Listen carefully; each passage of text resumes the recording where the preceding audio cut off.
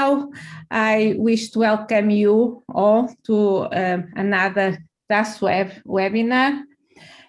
Today, I have the greatest pleasure and honor to introduce our speaker, Susana Barbosa, whom I know for many years now. Susana has done training mostly at the University of Porto, bachelor and PhD at the Faculty of Science, MSc at Faculty of Engineering. She has also done postdoc at the University of Porto and University of Lisbon. Susana is now a researcher at INESC Tech.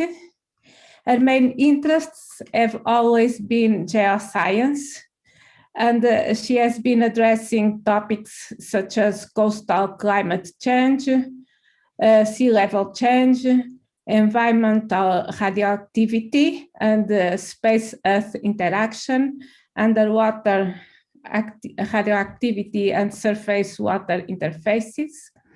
She has several ongoing scientific projects, and she has a very strong international cooperations.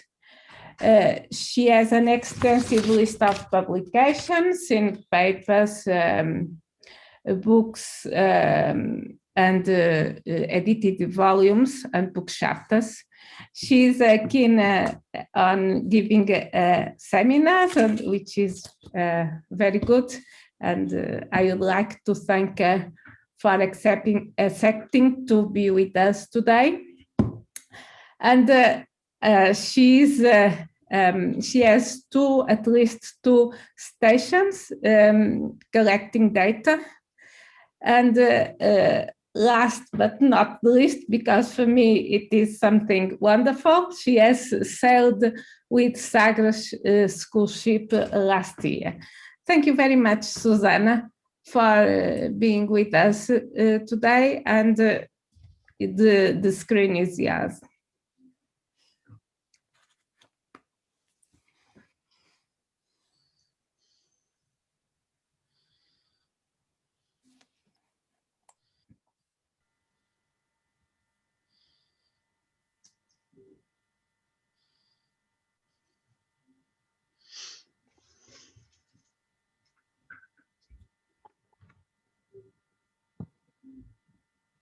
Okay, sorry for this.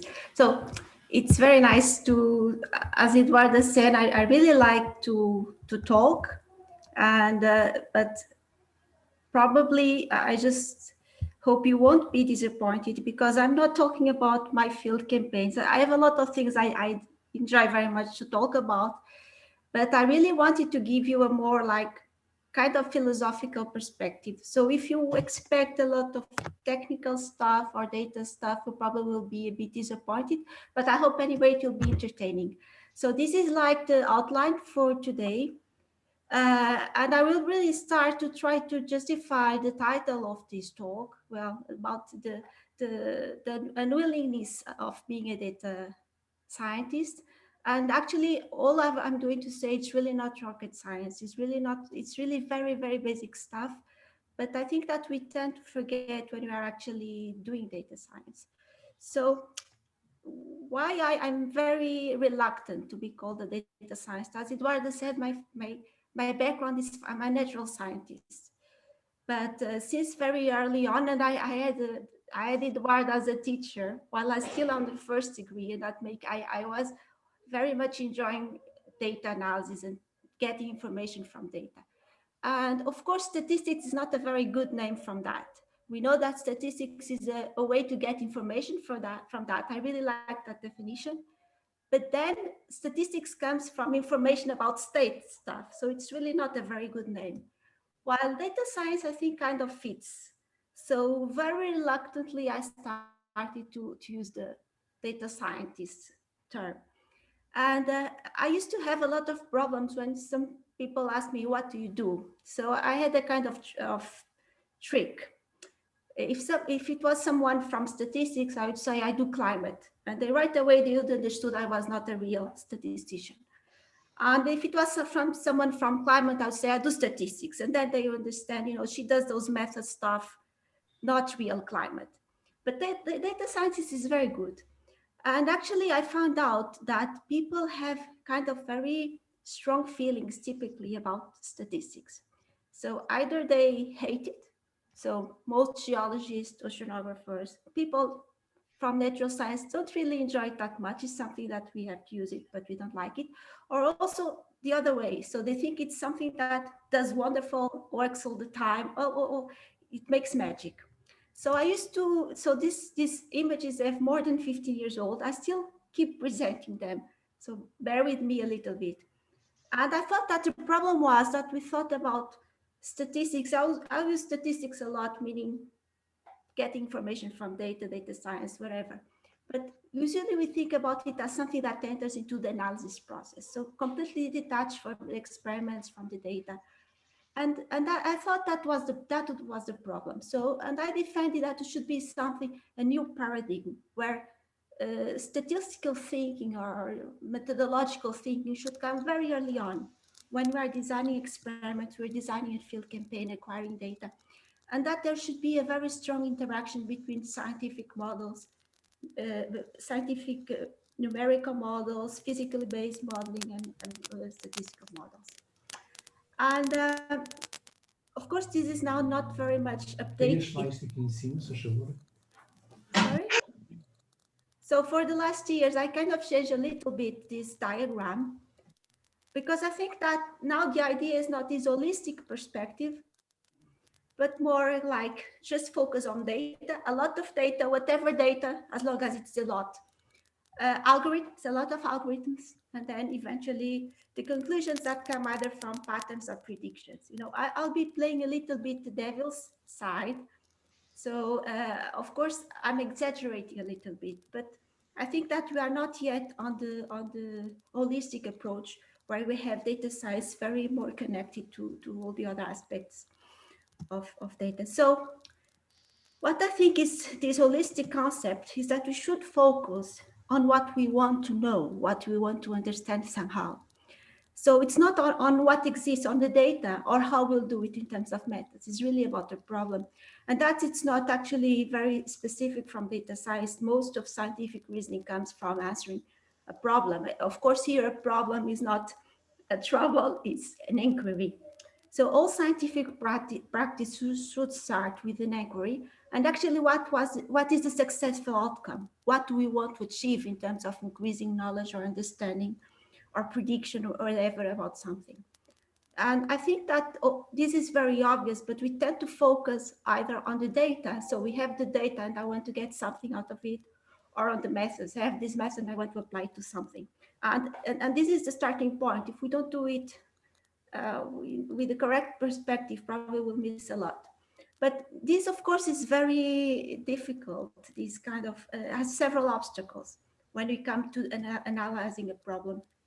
So one of them is that really becomes completely transdisciplinary because problems are really not focused on a single domain, for those who like to use those fancy diagrams of data science, computer science, domain, whatever. And it really requires, I think, for data science practitioners to be very well, to be in very, very away from comfort zones. And I think that my advice in terms of antidote would be to choose an exciting domain. So as Eduardo said, I did my first degree in astronomy. So I like planets, everything related to planets, oceans, volcanoes, whatever. I really don't care about markets, finance, money. So don't go into a problem in that domain because I will not waste my energy. I cannot do everything. So I think you should find an exciting problem because it does require a lot of study outside data analysis. And then a big barriers is like the language problem. We really speak completely different languages. I still remember when we was discussing what was like geostatistics, someone who's kriging comes from more statistical. Then in geology was spatial collocation, and in oceanography it was objective analysis. And we can all speak about the same thing. And as a table, like a coffee table, saying, why you are speaking about kriging? No, spatial collocation. No, then it's objective analysis. It's all the same. We do have even inside a very narrow domain, very specific language barriers that do have, it's a real obstacle for data science practice in my view. And I think a very good antidote for that is to really speak basic languages, the way we all speak English nowadays. We do have to speak mathematics, physics, and I would dare to say philosophy and history of science. So without those, it becomes difficult to overcome these these language barriers. And then we have uh, problems of lack of time. Really, we cannot do everything. We can do anything, but not everything. So we really need to know what problems we want to address. And there are some kind of, I would say, institutional pressures that become an obstacle for doing real analyzing a problem. So in my case, if I go to a geology department, they say, you know, you are not really a geologist, although I have a lot of work and papers and publications related to geology. And if I go to say a statistical, they say, of course you are not a statistician. You know, you cannot be here. You are not belonging here. If I go to computer science, yes, you do some coding, but of course you are not a computer scientist. So there are really pressures. Probably it's not a good advice to analyze a problem, but I think we should navigate lightly. You don't care so much about that, but it's still an obstacle if you think about it. So I said, this will not be a very technical talk, so bear with me. So I do have a few of general principles that I've been applying in terms of practicing data science as I do it. So we all know that all models are wrong, some are useful, all data are inaccurate. And since I became a data collector and doing field campaigns, I become much more aware that all data are inaccurate, but very useful. And I would say also these all computer outputs are wrong. It's not that they're exactly wrong, but for somehow we tend, even very bright, I knew very bright students, that if something comes out of a computer, it has some power, some magic. And they say, well, it doesn't make sense. And then the students say, well, it comes from the answer is the computer. And of course, the computers are very important and very useful, but it's not that they do mistakes, but we do mistakes, and then we tend to think that all computer outputs are true or are correct. And I also have a very agnostic viewpoint on everything in terms of data, methods, and algorithms. So I'm keen on using any kind of data, most methods, and even algorithms. You know, I never use for when I'm solving a problem a single technique or a single. I become uncomfortable. And of course, the most important, I would say, the most underrated data science tool, which is common sense. And as a teacher of general relativity. General relativity is a theory Einstein describes the black holes. It's a very formal, a very mathematical subject. And this teacher, I never forget what he told me. This like formality, mathematics, theory is like a buoy. If you always swim with a buoy, you cannot go far. So we don't want to swim with a buoy. But if you go to deep waters, maybe it's good to have a buoy if you go to deep waters. And buoy is formalism, is mathematics, is theory. So I think the most difficult thing when we're doing this data science practice is to know when we should grab the buoy, should grab the mathematics, should grab the formalism, and when we should leave it and be creative and try something out. So this balance is very interesting. I think it's one of the most interesting. And of course, it's in all aspects of science. And it's also difficult. And common sense is a very, very important tool for that, of course, and experience. So if you are still with me after this, I'm trying to give you, again, some very personal perspectives on a couple of things that we think are related to data science, which is data models and so on. So about data, we tend to think that we have nowadays, at least if you work in natural sciences, we do have a lot of data. And we speak even in economics about too much data deluge.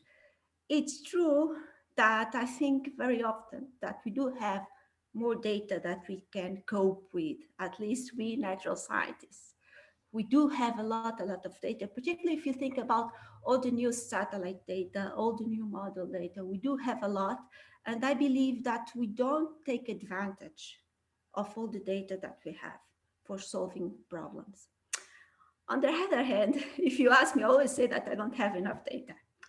So I don't have enough data, and there's a lot of work that needs to be done in terms of getting data. We don't have, we almost don't have data about deep ocean, for example, or about direct information about the upper atmosphere, which are fundamental. We have very little information about the southern hemisphere and almost all kinds of meteorological and oceanographic variables. We have struggling to have very high resolution in time and very long time series still. Of course, you know, when we do a proposal, we shouldn't be saying that whatever monitoring, because funding agencies are adverse to monitoring. You know, it's like you should do a project is 3 years and you acquire 3 years time series.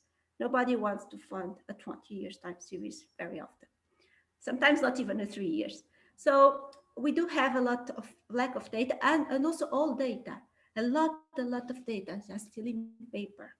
A lot of data that should be acquired from ice scores, from speleo themes. So we do this, so I have mixed feelings about data. We don't use them well enough, but we also don't have enough data. So that's why I became a data collector actually.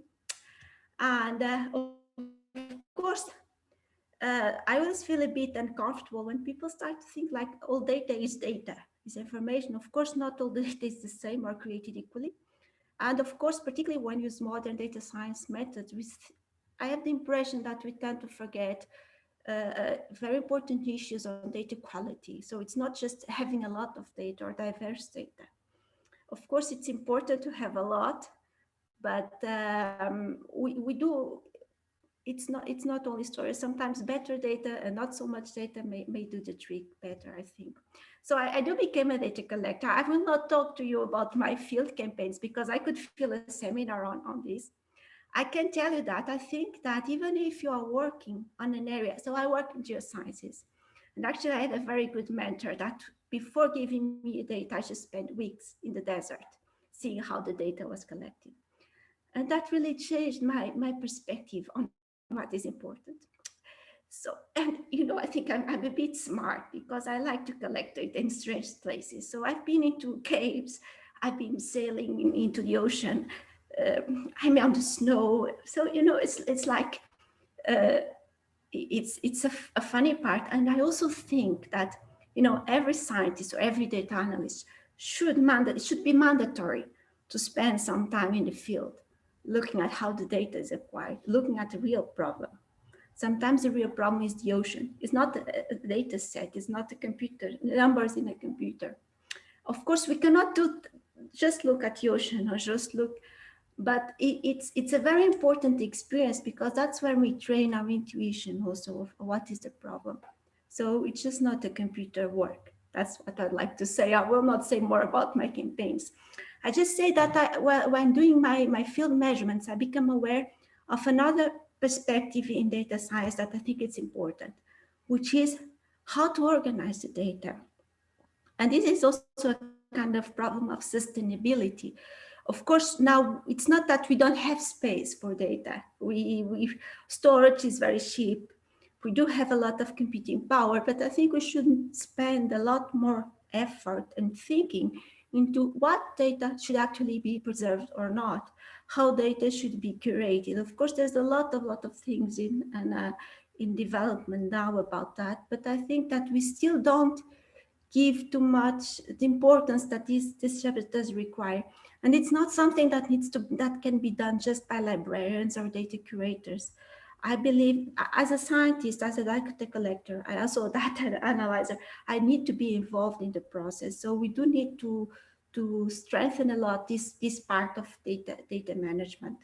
Of course, I'm very, you know, I'm somehow happy that I collect a lot of data, and all of them are freely available at the NESCTEC Research Data Repository. So I kind of feel entitled that I can collect data. So at least it is not only fair, the data are open at the data from my campaigns, because of course you need not only to say how things should do it, but you should practice. That's what I believe.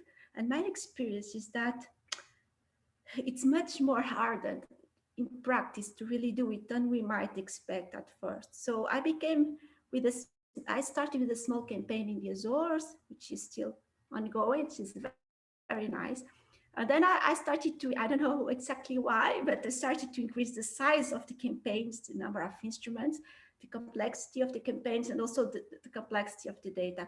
So now in the sale campaign, we have about 15 gigabytes per day. And we have now almost 1 year of data.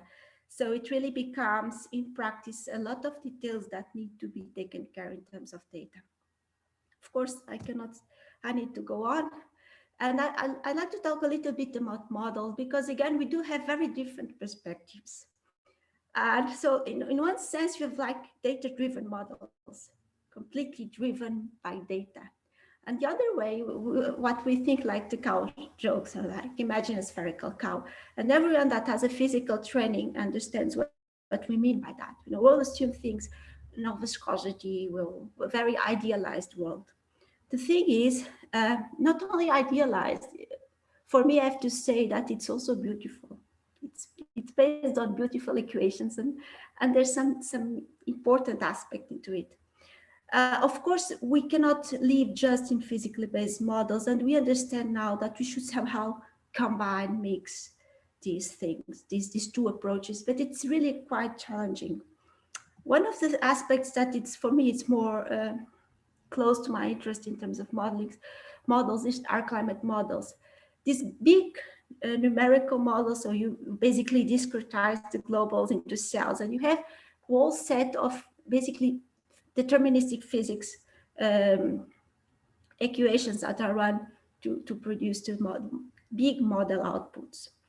And of course, here again, I'm a bit have mixed feelings, because we have more than 20 models.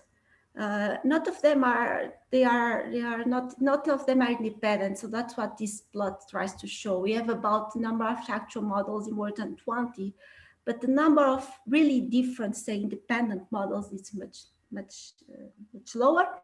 And we might think, why you need so many models? Of course, my statistical side would say, yes, of course, the average of the ensemble is better. And we understand there's also physical reasoning, the cancelling of errors, or whatever. We understand why we need an ensemble model. But then, like the physically based side of me would say, wouldn't it be better to have one good model and a better one? Of course, now the state for climate, for example, is that we are trying to merge modern data science, and I would say machine learning, AI, into these, but it's a very incipient effort. So what we do nowadays is try to use machine learning into the outputs of the climate models to try to summarize the outputs and to identify patterns. I do believe that we do need to go a little bit further into that. It's just very starting. So these are two images from one paper in Nature and the other paper in Science, both very recent, 2019, 2020. And it's really, they're starting to at least pinpoint this need to merge physically based models with data-driven approaches. But I like this idea of loop, knowledge from data and data from knowledge, that kind of holistic idea. So far, these attempts, we have the concept, we still don't have the results. But I would say that this is one of, probably in terms of modeling for me, it's one of the most promising areas for future developments. How we can merge numerical AI-based machine learning methods into what we know in terms of physically based knowledge, and to try to combine them in an optimized way. So this is a very nice area for future work. Now, about time series. I know this is kind of, I had the impression when I was designing the slides that this was a kind of mixed. And it's indeed a kind of mix, but it's just, I try to pick very simple aspects. I'm not showing you results, but of things that I consider important in data science, because really data science is so vast and covers so many aspects that of course we could spend a lot of time in just one of them. But So I picked the ones I find more interesting, and one of them is time series. So this one I borrow, I think, from my advisor, Edward. I think I still like very much this definition that time series is one damn thing after another. Of course, my advisors probably like much better this one, a collection of observations gathered over time. And you might think, well, okay, not then. So I just want to stress that no, time is not a common variable. Time and space is not the same thing as any other parameter. It is on a computer, it is on a model, but it is not it's not a common variable. So caution is very much advised on everything. And I think that this is something that we know, but we tend to forget. And so that's why I wanted to stress. And to students, I usually tell this thing, which is this causality fallacy. We all know there's, if you go to the internet and you put spurious correlation, you find all kinds of correlations. But I stress this story, which is about the Chinese believed that when there was an eclipse, it was a dragon that was eating the moon. And they had a very nice solution, which was to throw fireworks at it. And you know, the fireworks really worked, because every time they threw fireworks, they would scare the dragon and save the moon. So this was an observation and 100% valid. It worked all the time. And this causality fallacy. We all know that correlation is not causality, but again, this is just one damn thing after the other, and we tend to forget. It's the way our brains work, that because just things after one after the other, they don't need to be related. And I still think that this is one of the biggest problems in time series, at least in climate time series, that we are struggling with. And I've not seen yet any very good solution for that. So we all know, but we cannot forget. The very basic other thing that we cannot forget is, of course, that mean is meaningless.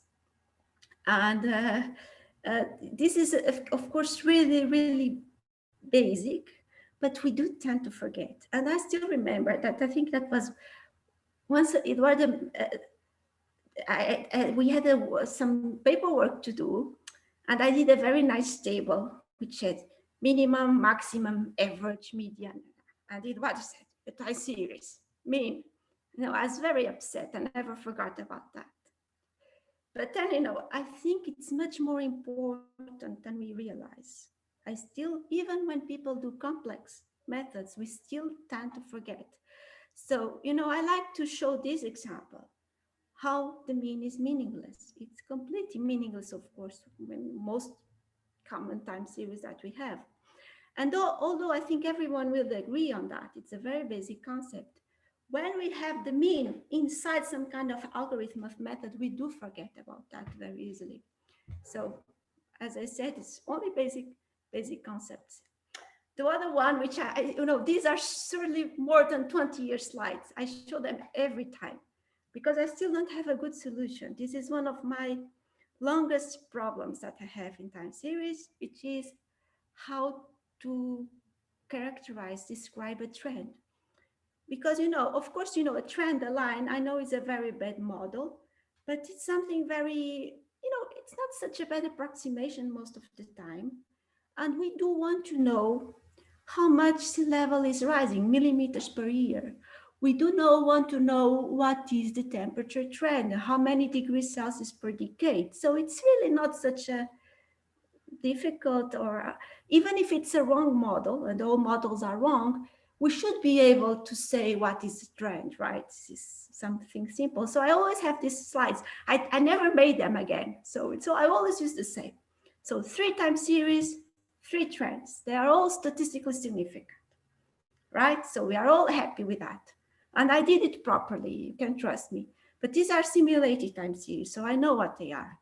And the first one is a random walk. The second one is a long range dependent process. And only the third one, which is really a smallest trend by chance, is really a deterministic trend, which is what we want to, what is on our mind when we typically fit a trend. So this is a very problematic thing for me. I've been dealing with this for many times because, uh, from an interpretation point of view in terms of problem, this is very different. Of course, I'm not even going to the more close to reality, which is we can very easily have a mix of everything. So we can have long-range dependence and deterministic input. For climate people, let me tell you that we tend to separate things in terms of deterministic, long-term, slow external processes, stochastic internal variability, something with no forcing. And forcing is like CO2, sun, whatever. So this is really, in terms of interpretation, it's not easy. It should be easy in terms of mathematics, right? In terms of fitting a trend and getting a number. It's extremely difficult. And I still have not come to any good solution actually for this. Of course, if you have a long-range dependent process, so in terms of climate concepts, say you really don't have a trend, it's a stochastic trend, you really don't have a forcing and some change in temperature, whatever. Actually, for example, in the ocean, we have some areas where we have more of this behavior. So I'm really out of time. I hope I still have some because I just want to be very briefly into prediction, because I have to admit that I don't do prediction. But let me just give three main points. One of them is that because you are able to predict something, that doesn't mean that we can predict that we have an explanation about the prediction. So sometimes I have an output and I said, very good, the prediction is wonderful. How actually the algorithm did that? And we don't know. The algorithm did, and say, okay, the algorithm did, but how the algorithm knows? How did he do that? And we don't have a good explanation. That's very problematic in terms of reproducibility and very undesirable for natural scientists. So we want to understand why we have such a prediction, as I told you, in terms of trends. Then, of course, because we are able to predict something, doesn't mean we are able to understand the system, which is also something that at first sight seems a little bit strange. But we can predict, particularly if it's very short term. We can predict without actually understanding much about the system or much about understanding about the problem. And the other way around, we can understand and we can't predict. And that is very, very common. We know a lot. We have a lot of unknowns, but we know a lot about the climate system. But because of the nature of the system, the complexity, we probably won't be able to do a lot of prediction or at least long-term prediction. So I don't have experience in predicting, but I think these concepts are extremely important. We should have explainable methods, whatever they are, and we aim for understanding. So if prediction is going along with understanding, it's fine. If it's just prediction without understanding, probably that's not what we always want. And if I have time, I'm just going a little bit into probably my favorite subject now, which is about post-normality, and it's not related to COVID, so you can relax.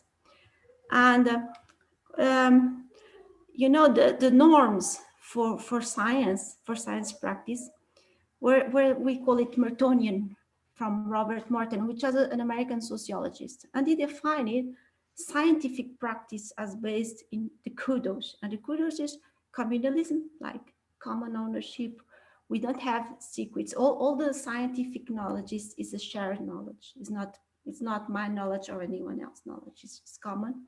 Universalism, so it doesn't depend on the race, on the gender or the religion of the persons that are practicing it. It's a disinterested activity, so we don't do it exactly for personal benefit, and it's more aimed at the common good, and it's based on organized skepticism, on critical scrutiny of the ideas of peer review.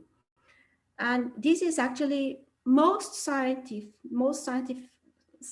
everyone accepts more or less this and practice more or less. Also, unfortunately, most of us don't have formal training on that, but it's kind of an accepted way. And if data science is a science, it also fits into this. And this is the traditional way. Science is a cultural activity. So it's made by persons and it's cultural. And this is the norms. It's very different from other activities which have different norms. But as a society, we follow this as scientists. And then the post-normal science was actually proposed by Funtovix and Havertz in the late 90s. And actually, one of the big motivations for these proposals were the very famous disasters based on scientific decisions like the Chernobyl or the Challenger explosions. And actually, they defined post-normal science, and it was defined in the late 90s, early 90s, as a science is on post-normal stage when it's highly uncertain, there are very high social stakes, there's urgent need of political decision, and you have cultural values at stake. Of course, this is very much the case of climate. You know, we have huge uncertainty on everything that relates to climate. We know that what is at stake is very high in terms of society consequences. We don't have any doubt about that. We don't have any doubt that political decisions are urgent in terms of climate. And we also know that there are cultural values that also need to be weighed. You know, do you want to postpone the decision to the future generations? Do you want to do something else? So it's very different. It's not only science, of course. And the problem is that this is exactly incompatible with the way of doing science, but it's caution is strongly advised, particularly when you become not a scientist, but a climate activist, for example. There's nothing wrong about being a climate activist, but when I'm doing science, I have to put my scientific hat and not my climate heart on it. And I think that the science, and we've seen that also with COVID and all kinds of, now almost every set. I think if you do astrophysics, probably, if you study black holes, you probably are not on a post-normal stage. But almost any science now, it's in this kind of post-normal.